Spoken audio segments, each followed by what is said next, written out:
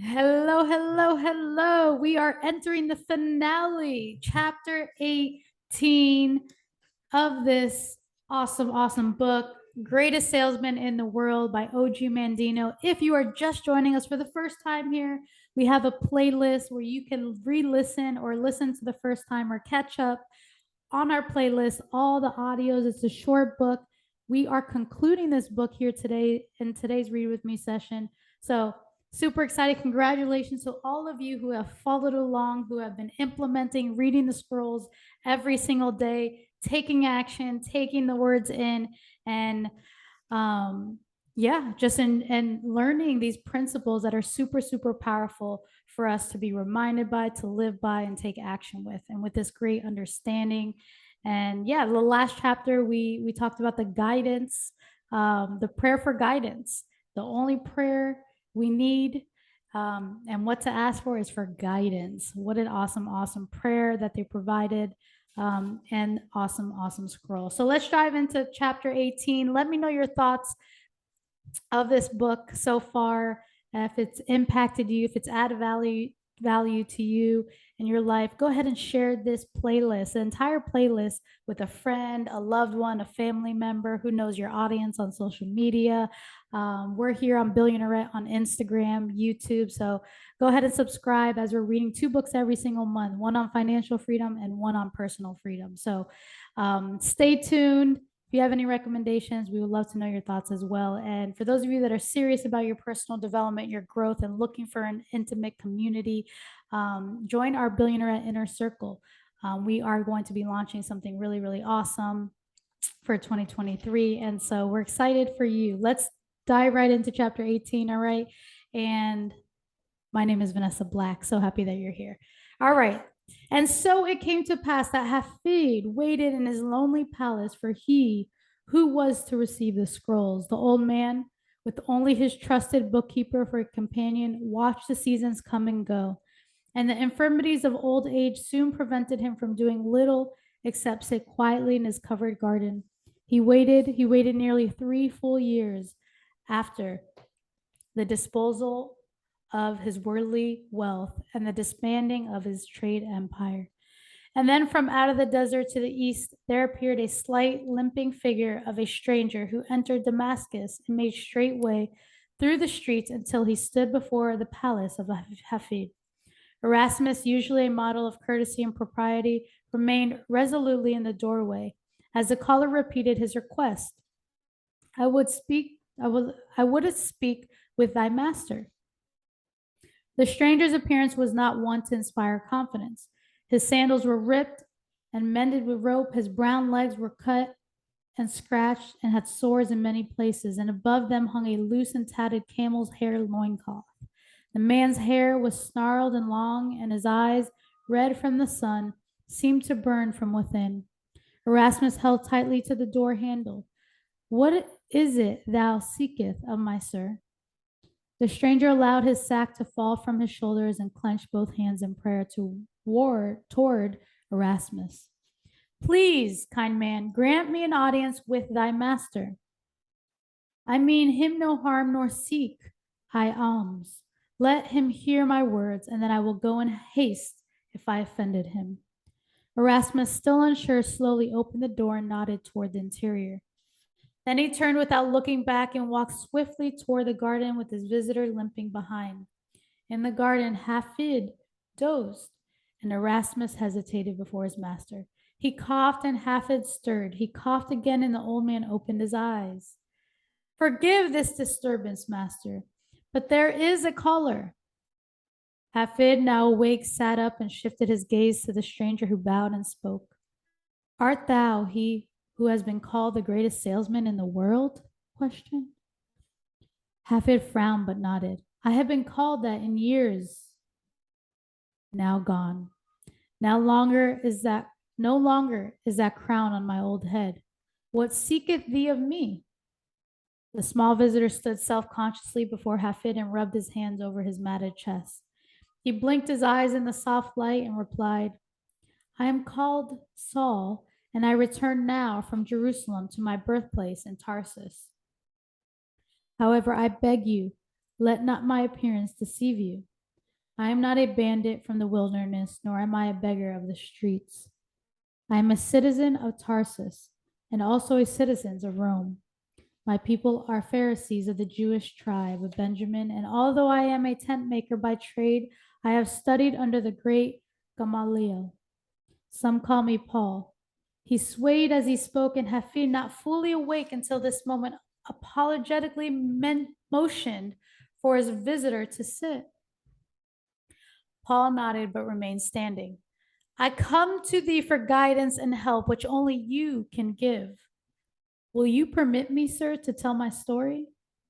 Erasmus, standing behind the stranger, shook his head violently, but Hafid pretended not to notice. He studied the intruder of his sleep carefully and then nodded. I am too old to continue to look up at thee. Sit at my feet, and I will hear you through. Paul pushed his sack aside and knelt near the old man who waited in silence. 4 years ago, because the accumulated knowledge of too many years of study had blinded my heart to truth, I was the official witness to the stoning in Jerusalem of a holy man called Stephen. He had been condemned to death by the Jewish Sanhedrin for blasphemy against our God.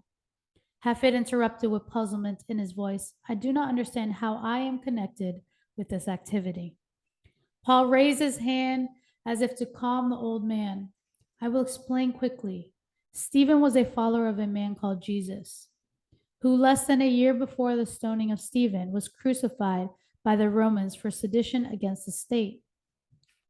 Stephen's guilt was his insistence that Jesus was the Messiah, whose coming had been foretold by the Jewish prophets, and that the temple had conspired with Rome to murder the Son of God. This rebuke to those in authority could only be punishable with death, and as I have already told thee, I participated. Furthermore, with my fanaticism and youthful zeal, I was supplied with letters from the high priest of the temple and entrusted with the mission of journeying here to Damascus to search out every follower of Jesus and return them in chains to Jerusalem for punishment. This was, as I have said, 4 years ago. Erasmus glanced at Hafid and was startled, for there was a look in the old man's eye which had not been seen by the faithful bookkeeper in many years. Only the splash of fountain water could be heard in the garden until Paul spoke once more. Now I approached Damascus with murder in my heart. There was a sudden flash of light from the heavens. I remember not having been struck, but I found myself on the ground, and although I could not see, I could hear, and I heard a voice in my ear say, Saul, Saul, why do you persecute me? I answered, Who are you? And the voice replied, I am Jesus, whom you are persecuting. But rise and enter the city, and you will be told what to do. I arose and was led by the hands of my companions into Damascus, and there I was not able to eat or drink for 3 days while I remained in the house of a follower of the crucified one. Then I was visited by another called Ananias, who said he had been visited in a vision and told to come to me. Then he laid his hands upon my eyes, and I could see again. Then I ate and I drank, and my strength returned. Hafid now leaned forward from his bench and inquired, What then took place?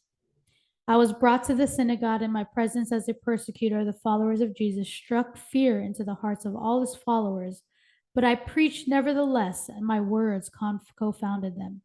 For now I spoke that he who had been crucified was indeed the Son of God.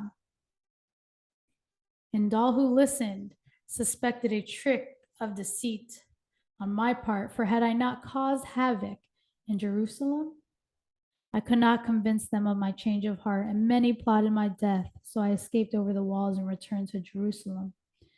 In Jerusalem, the happenings of Damascus repeated themselves. None of the followers of Jesus would come near me, although word had been received of my preaching in Damascus. Nevertheless, I continued to preach in the name of Jesus, but it was of no avail.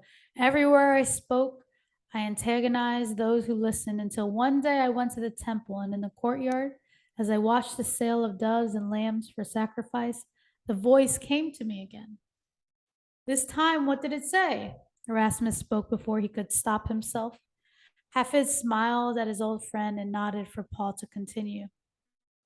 The voice said, "Thou hast had the word for nearly 4 years, but thou hast shown few the light.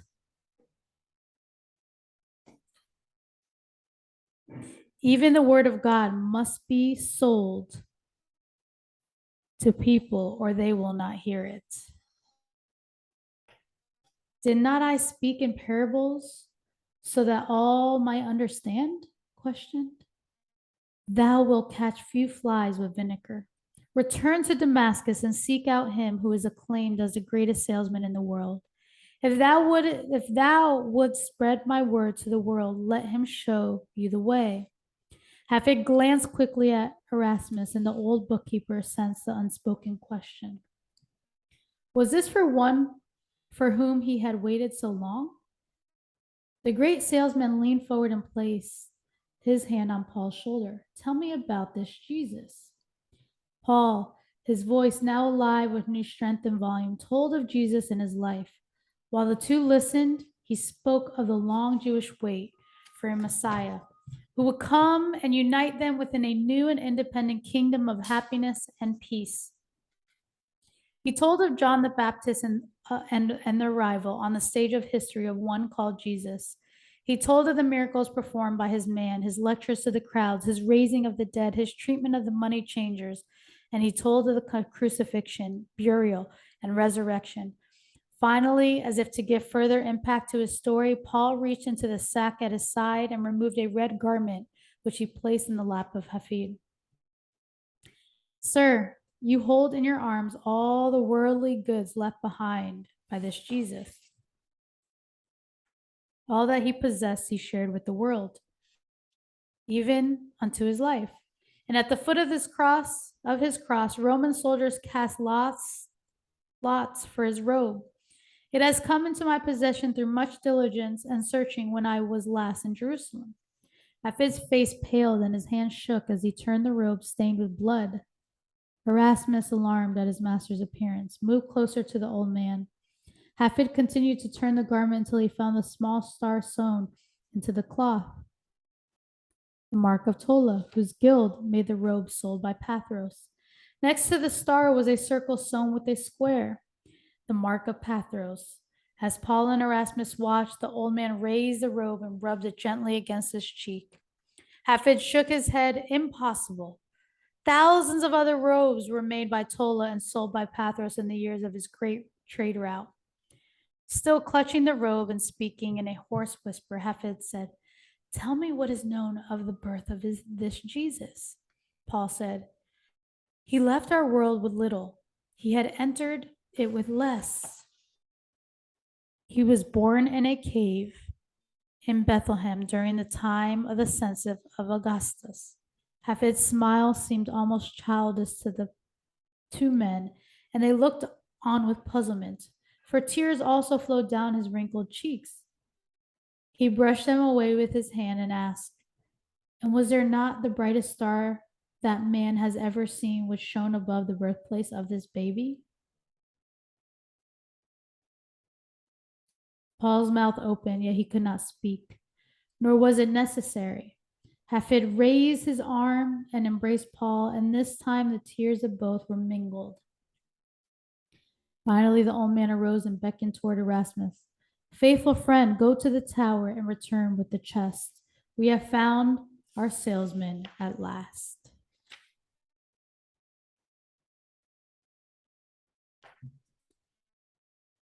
And that concludes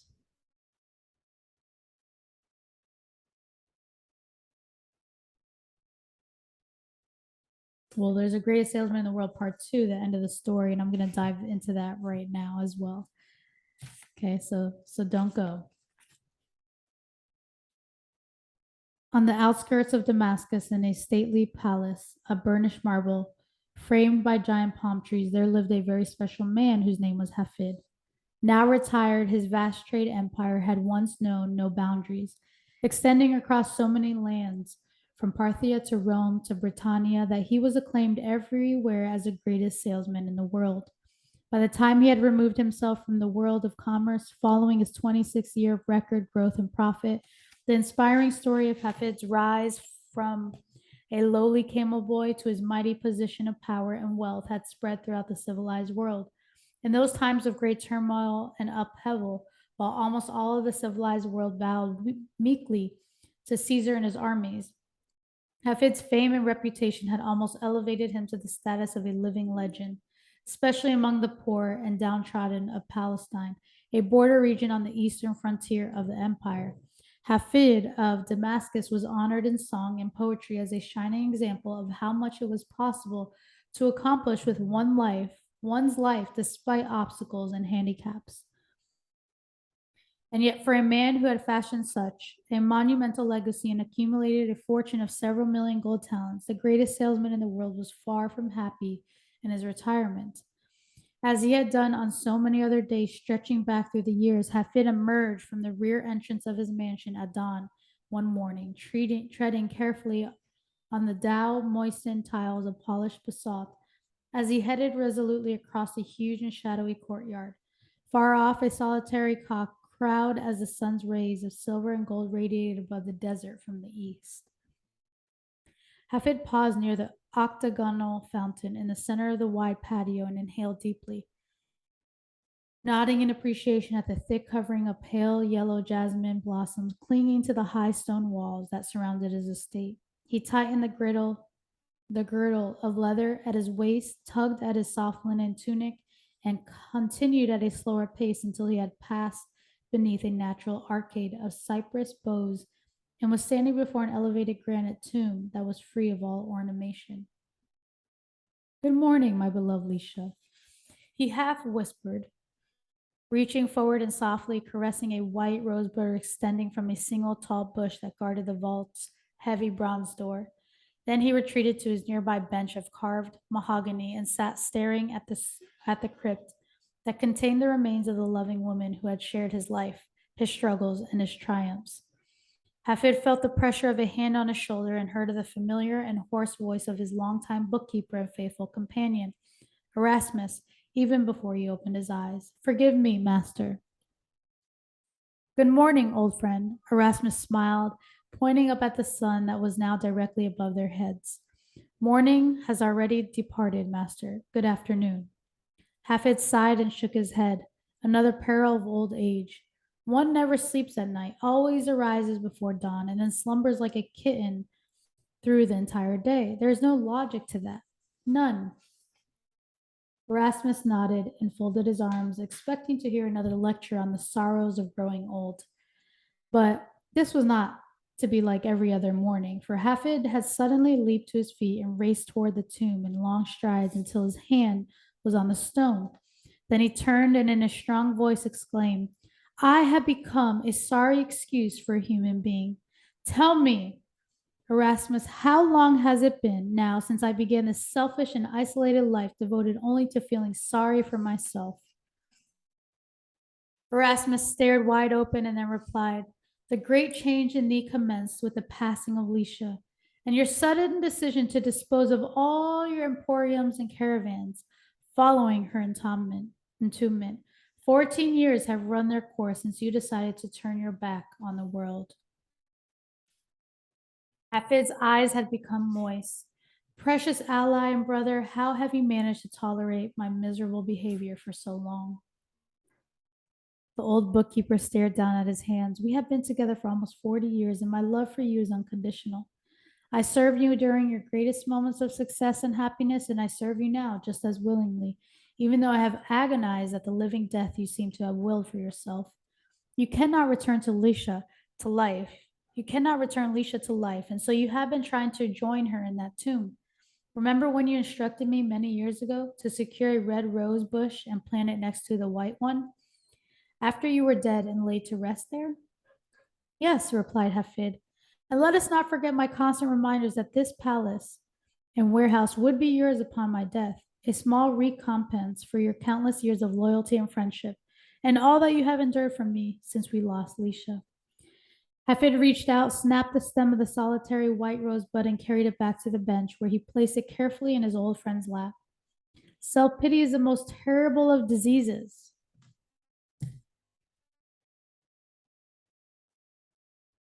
Erasmus and I have been afflicted far too long. I have foolishly divorced myself from all humanity because of my great grief and made myself a hermit in that mausoleum where you and I reside. Enough! It's time for change. But they have not been wasted years, Master. Thy great charitable contributions to the underprivileged of Damascus? Hafid interrupted. Money? Question mark. What sacrifice was that for me? All people of wealth salve their conscience with gifts of gold for the poor. The rich feed off these contributions as much as the hungry, and they make certain that the world is made aware of their great generosity, which to them is no more than a handful of pennies. No, dear friend, applaud not my charity. Instead, sympathize with my unwillingness to share more myself. And yet, protested Erasmus, thy seclusion accomplished some good, sir. Have ye not filled thy library with the works of the world's greatest minds and devoted countless hours to the study of their ideas and principles? Hafen nodded. I have made every attempt to occupy the long days and nights by giving myself the education I never received as a youth, and the effort has opened my eyes to a world of wonder and promise that I had little time to appreciate in my pursuit after golden success. Still, I have prolonged my grief far too long. This world has provided me with everything a man could desire. It's time I begin to repay my debt by doing all I can to help make a better life for all mankind. I'm not yet ready for my final resting place in the red rose. I instructed that you plant here upon my death next to this white one that was Leisha's favorite. Must wait. Tears of joy were now flowing down the wrinkled cheeks of Erasmus as Hafid continued. Livy was writing his story of Rome when he was 75, and Tiberius ruled the empire until almost 80. Compared to them, I am only a child, a healthy child of 60. My lungs are clear, my flesh is firm, my vision is excellent, my heart is strong, and my mind is alert as it was at 20. I believe I am prepared for a second life. This is such a great miracle. Erasmus cried, looking toward the heavens. After years of silent anguish and grief over thy condition, my prayers have finally been answered. Tell me, sir, what has caused the surprise resurrection of the man who was so loved and respected by the world? Question. Hafid smiled.